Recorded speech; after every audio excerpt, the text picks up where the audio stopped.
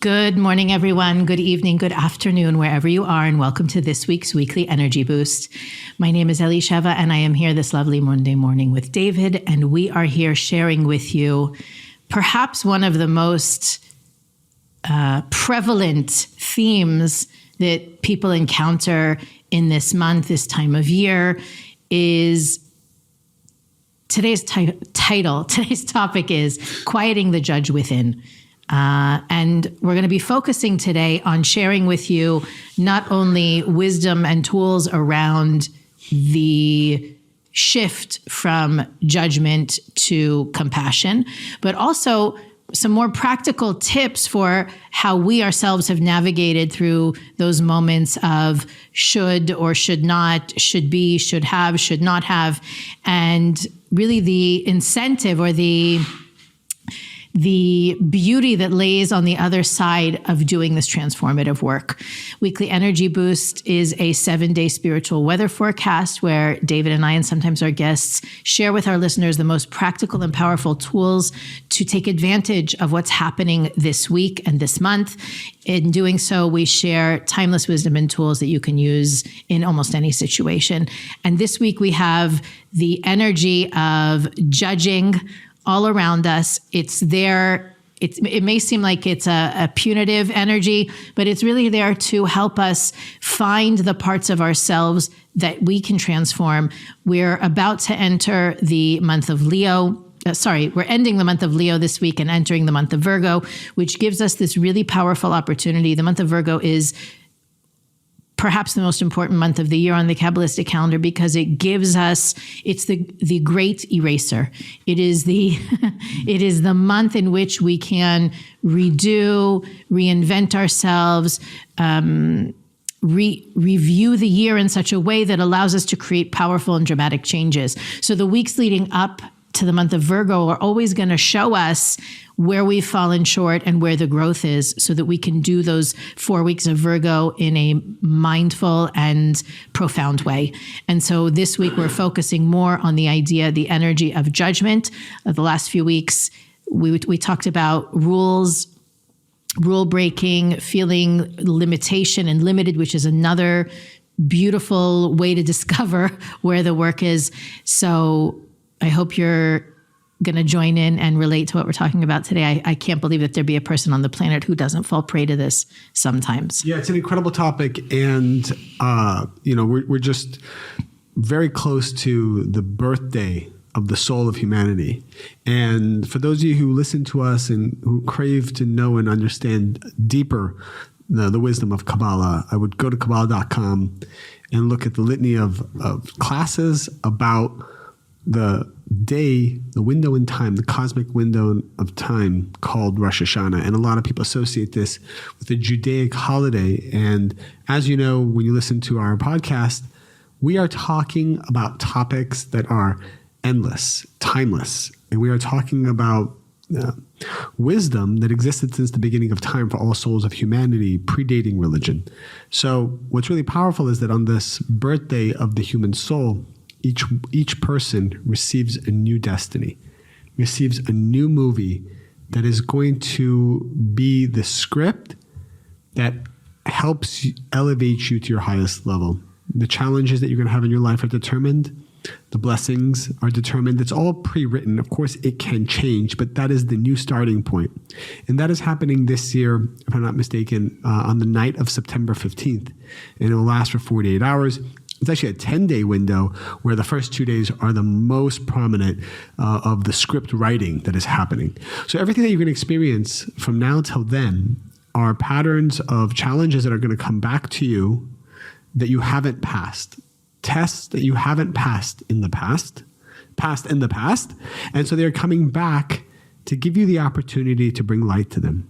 And I think what most people don't realize, the way to correct anything in life is actually, it has to do with this day of Rosh Hashanah, because on this day, it's the first and second day of Libra. It's also the day of that Adam and Eve were created, and it's also the day of the infamous sin of Adam and Eve that we read about in the Bible and the spiritual story behind it.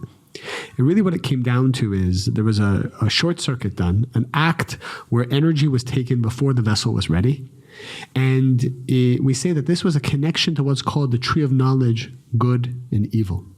It's a very deep concept. We're not going to get into it now.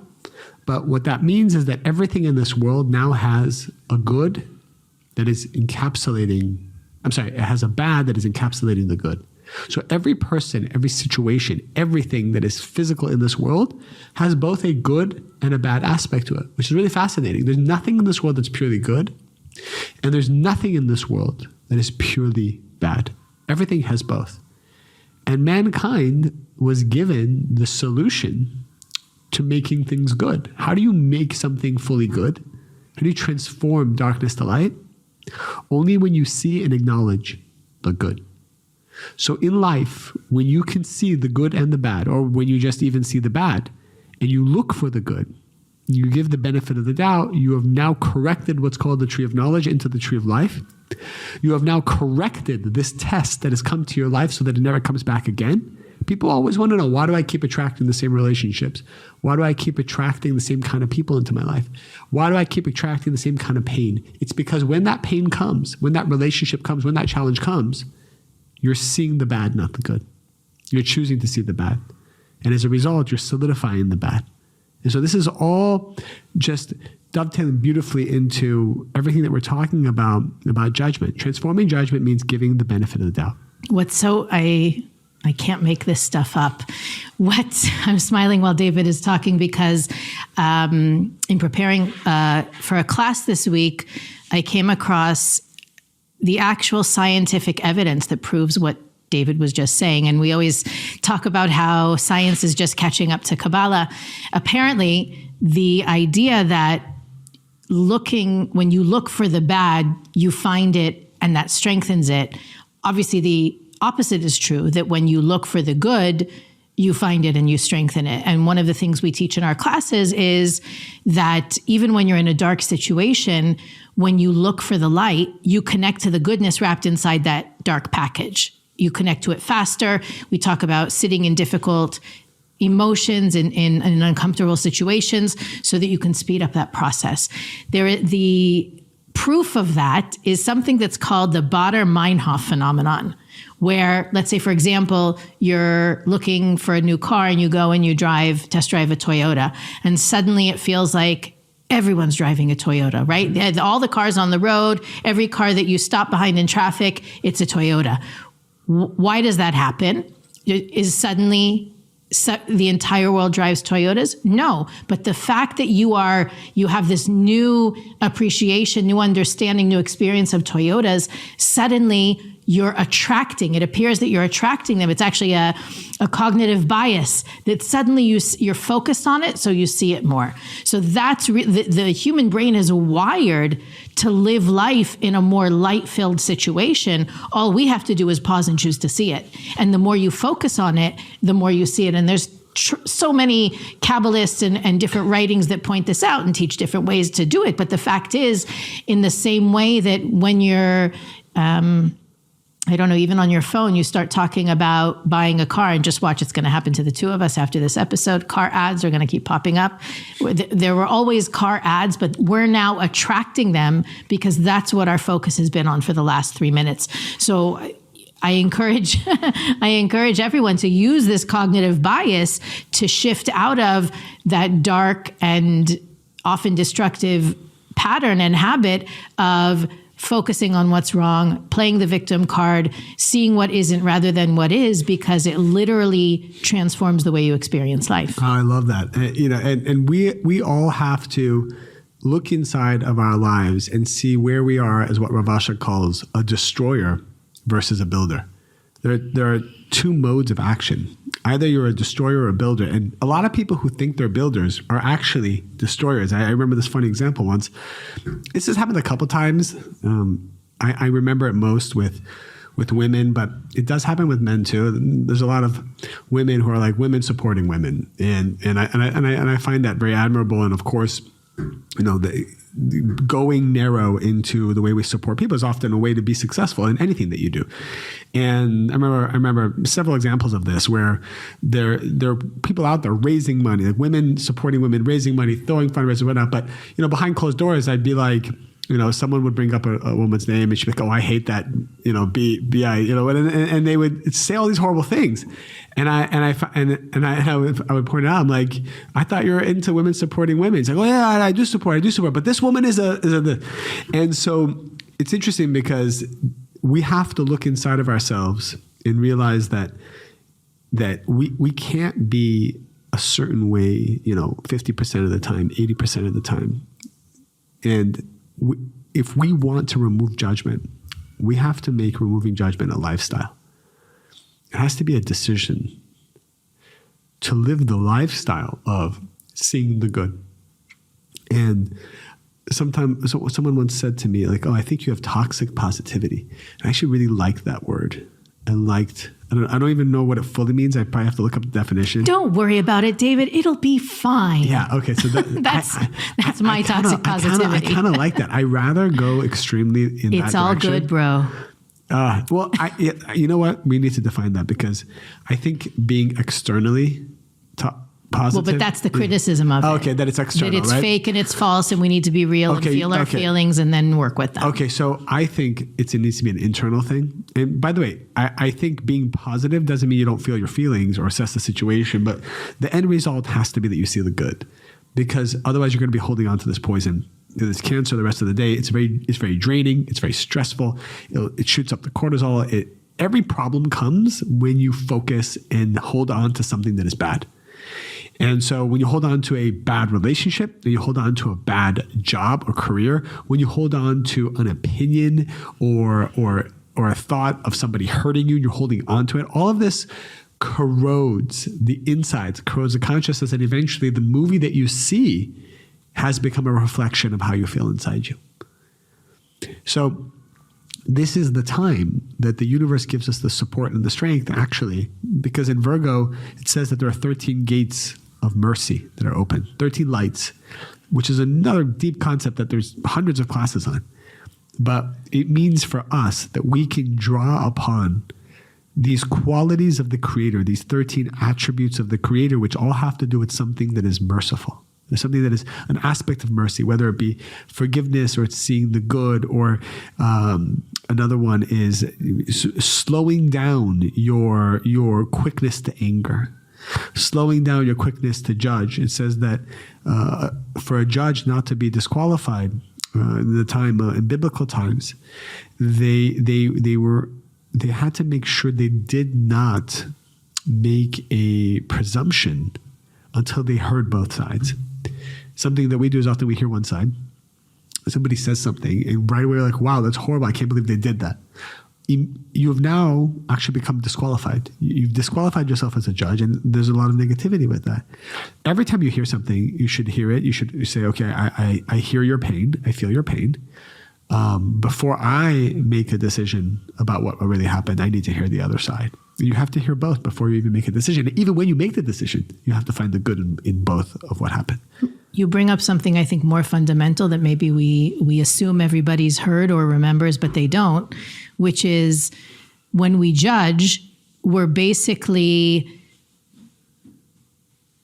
saying without words that we don't think the Creator is involved in this, that we see better or we know better what should be happening, and the Creator is sleeping on the job. What's tricky about that is by denying the existence of the Creator in a particular situation, because judgment is this should or shouldn't be happening, or that person should or shouldn't have done that. I should or shouldn't be feeling this way. I should already have been married already. I should have already, made it big. All of the, right? We always say you don't let anyone else should on you. Yeah. You should stop shooting on yourself too, because it's basically a denial of the laws of the universe. It's a denial of the existence of the Creator. So when we're judging one area or one person or ourselves, and yet deeply focused on bringing light to a situation, it's almost like the universe says to us, listen, buddy, you can't have it both ways. Either the light is in your business or it's not. But you are not the Creator. That's not your job. As David often says, stay in your lane, right? You're not here to be the judge and jury. You are here to focus on your own growth. And really, to me, one of the things that I have found most helpful for this, to shift out of a space of judgment is the acknowledgement that everybody is really doing their best. I think I spoke about this in, we had an episode, I don't even remember when it was, but I gave the example of like a pilot flying a plane, right? When there's turbulence or something goes wrong, the pilot doesn't freak out on you, right? What do you want to hear when the plane is bumping and jumping? You want to hear, this is your captain speaking. I'm going to take us to a higher altitude. Hang in there. We're going to be, give it a couple of minutes and we'll be above the clouds. Right. You don't want to hear somebody going, holy, what is going on? I don't know what I'm doing, right? We want the strength and the rock. We want someone to steady us. And when a person is... This is also true about doctors, and the Zohar talks about it, that if a doctor... The doctor's main job in healing is to bring certainty to the patient. And so if the doctor says things that bring doubts to the patient, this is a doctor that is disconnected from the light of the Creator. I'm sorry, I cut you off. That's also, maybe we need a whole episode on that also, probably. I usually don't cut you off, but I just want to say No, I'm glad you did, because there's somebody who's going to write in that's going to tell us, I can't believe you did that. I was sitting in a doctor's appointment today and the doctor filled me with doubts and now I'm getting a second opinion. Well, let's just expand that. If you're in any kind of a profession where you have the consciousness or a person trusts you, give me any profession, give me in our profession, our job is to give the people who trust us certainty. That's the highest calling. Can you give your customer, your client, your patient, your student, your follower, your audience, certainty? Certainty in meaning self-confidence, or certainty in the all giving, all good force that's running the show? There's many levels of it, but it can be certainty in just, I see all these like posts recently, a couple of weeks ago we had the whole Taylor Swift concert here in LA. I mean, it's unbelievable what happens. And I've never been, but the feeling that people have, mainly women, from what it seems like, even going to a great concert, you walk out feeling a level of certainty about some part of your life. That's why you enjoy it. That's why you love it. You don't walk out with more doubts and fear about your life. You go in and somehow the music moved you and inspired you. And that's what music does. Music shifts people's moods, but really what we're saying is it gives them more certainty. It could be about their relationship. It could be about maybe they're single and they will find someone. Our job as teachers, as educators, as healers, is to make people feel confident in that their goals will be achieved and that the pleasure is there and that they have the strength and the tools to achieve that. And I think that's the greatest gift you can give anyone, even probably as a parent. Can you give your children... Well, that's the pilot metaphor comes from parenting.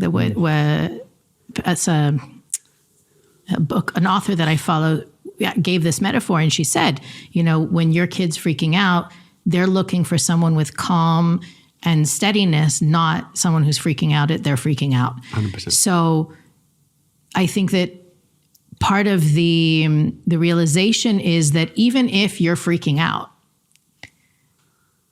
you're really doing your best. You're not intentionally trying to sink the ship. You're not intentionally hurting people's feelings. The assumption, going into life with the assumption that everyone's trying their best is actually the way to shut off that judgmental mind, because you yourself know you don't wake up in the morning and say, I'm going to make everyone's lives miserable. We call those people villains, right? Those are not actual people. They're people who real people play on TV and in the movies. If the assumption is that all of us are doing our best with what we know and what we've got, then the judgment train has no more stations to stop at. And you can look at it, I guess, in the reverse order. You can say, okay, wait a second. Where am I judging myself most? And actually, one of the things I've noticed in the last few months in my meetings with students and whatnot is that most of us have an issue with feeling or showing weakness. Most of us are either, sometimes on the masculine side of things, men or boys are raised to be tough, to be providers, to be macho, to be infallible, and women are taught to keep their mouths shut, to not be needy, to not be high maintenance, right? Nobody likes anyone who's high maintenance. And so everybody's busy shoving their needs and their weaknesses down. And then they're judging other people for being weak and needy for their needs. We judge other people. Let's put it more succinctly. When you judge other people for asking for help or needing help or admitting they can't or they won't, we end up judging people when we help them. You see how that works? It's like you're out there trying to be nice to help people, but within you're really judging people for having needs, for expressing needs, for asking you for help, right? And the subconscious mind really does a number on how we feel about ourselves, meaning it takes away from the action of sharing that we're doing. Maybe somebody says, listen, I need help. Can you this, and that for me? And you're a great friend, so you're going to say, sure, I'll be there for you. But in the recesses of your mind, and I'm saying even on a subconscious level, you're criticizing your friend for having the nerve to ask you to do X, Y, and Z. Or you're looking at other people and you're saying, let's say you ask somebody for help and they say, listen, I wish I could, but I can't, blah, blah, blah. And you judge them for having boundaries when it's you yourself that don't have the boundaries. I had an amazing conversation with someone yesterday about this exact idea. And what we realized is that this comes down to David's favorite subject, restriction, is that when we don't restrict initially, the need for restriction becomes even harder down the line. Placing those boundaries, saying what's good for me and what's not good for me. I forget who said it, but there's a writer who also said, clear is kind. When you're upfront about what you want and what you don't want, or what you can and what you can do, it actually interrupts the judging process because you've been upfront and clear about who you are so that the other person or other people can be upfront and clear about what they're going to do with what you just told them. So part of the self-compassion piece is honoring the fact that we're all doing our best with what we have and what we know, which doesn't remove the need for the growth and the transformation. It simply acknowledges that this very moment is exactly what it's supposed to be. There's no should or shouldn't. There's no... When you're initially facing something, you've got to bust your butt to make it happen. But when you're where you're at, you need to know you're exactly where you're at. The Creator forced you to be in that place right now. And the same goes for everybody else. So what are you busy? All of that energy and effort that you put into judging and rewriting the script the way you would have it, you can be putting it into something else that's going to actually bear fruits. I love it. In summary, I think that the key here, especially in this month, the gates are open for all of us, is to begin to pray for and to ask and to bring in the consciousness that I want to see the good. I want to give the benefit of the doubt. And it's an exercise. Just asking questions like, I wonder why they did that. I'm sure they had a good reason. Or what is a positive quality about this person? As I'm viewing something negative, making that effort, you will see that it's actually hard in the beginning, but this is the transformation of darkness to light, and this is the month that we have the support to do so. If I can piggyback on that and just leave everybody with a thought, I just found now while David was talking, I have a quote. It's actually from Brené Brown, but it's about being compassionate, not only with yourself, but also other people. She says, the most compassionate people also have the most well-defined and well-respected boundaries. They assume that other people are doing the best they can, but also ask for what they need and don't put up with a lot of crap. Brené is saying she lived the opposite way. She assumed that people were doing their best. So I judged them and constantly fought being disappointed, which was easier than setting boundaries. Boundaries are hard when you want to be liked and when you are a pleaser, hell-bent on being easy, fun, and flexible. Compassionate people ask for what they need. They say no when they need to, and when they say yes, they mean it.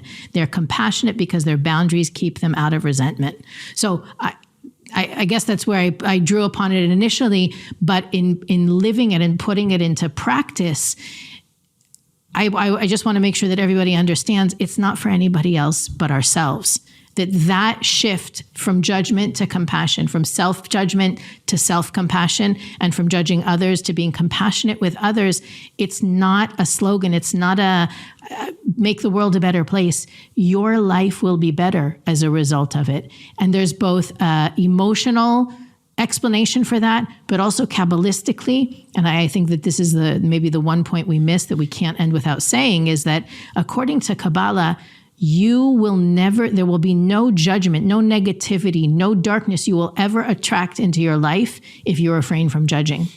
That's the promise of the Kabbalists, that the judging that we do is actually what attracts negativity into our lives.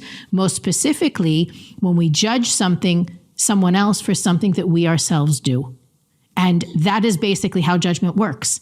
We always judge other people for the things that we're judging ourselves about. When we're feeling like we're not being good parents, we judge other people's parenting. When we feel we're not performing as an employee or as a boss, we judge other people's performance. When we are not feeling an adequate partner, we judge our partner for what they're not doing. So please, everybody, take time this week to reflect on how you are judging yourself, where you are judging others, and how you can first and foremost exercise more self-compassion toward yourself, which will then translate into a more compassionate and loving experience in the world for you. Forget about everybody else. Forget about saving the world. Forget about changing the world. This week, focus on you. Weekly Energy Boost is available on all podcast platforms, YouTube, Facebook, and Instagram. You can also visit our website, weeklyenergyboost.com, where you'll find all the things we think are important to share with our listeners, as well as the opportunity to click the donate button and support Weekly Energy Boost. We also want to make sure that everybody who's listening right now has already rated and reviewed on whatever app you're listening to, subscribed on YouTube, and we'd love to hear from you. So if you have any questions, comments, or feedback from us, you can send us a message at weeklyenergyboost.com. Have a fabulous one, and we'll see you next week on the Weekly Energy Boost.